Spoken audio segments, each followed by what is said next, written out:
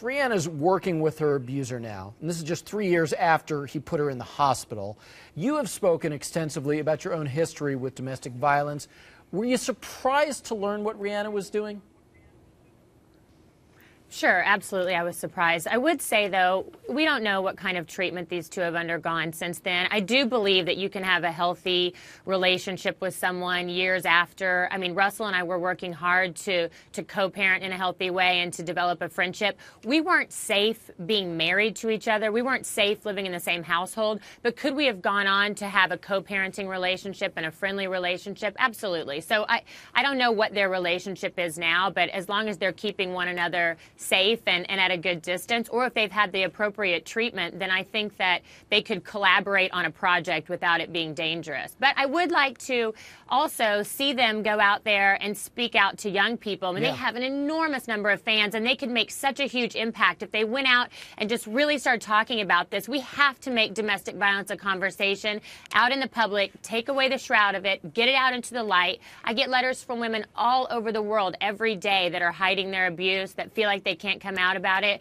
And so to see these two superstars come out and just talk about it openly would be really powerful. Sure, and look, Rihanna has spoken about it before, but I would love to see even Chris Brown coming out, or the two of them together. But I'd like to see Chris coming out and saying, this is what I did, this is why I've learned that it happened, and this is what I'm doing to assure that it will never happen again. But I want to talk a little bit more about how your experience could possibly relate to what Rihanna may be dealing with right now, because you wrote in your book how hard it was for you to move on from what you called your abusive marriage. Let me read one thing you wrote in this book. You said, in some ways I missed the abuse, I missed the pain, I missed being scared. Not because I liked feeling any of that, but because it was the life I had become accustomed to, and without anyone to be afraid of, to apologize to, and to cover for, I felt completely lost. Now, despite the new songs and the recent reports, we don't actually know that Rihanna is going back to Chris in any kind of an emotional way or a physical way, but it sounds like you certainly would understand why she might let him back into her life.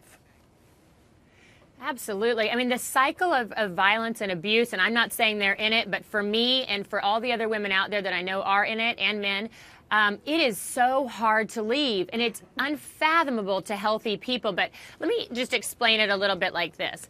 When you're in a relationship with someone that's volatile, and then it has these calm moments as well, it's like this lightning bolt love. It's this extreme passion, extreme highs, extreme lows. And if you're someone who can get into that because you have low self-esteem, you have, peace is missing, and you're broken yourself, and the whole thing, it blends together in this really fireworks, love addiction kind of way, and it becomes an addiction, and it is really hard to get out. And then once you're out, you look back and think, how did I ever get in this?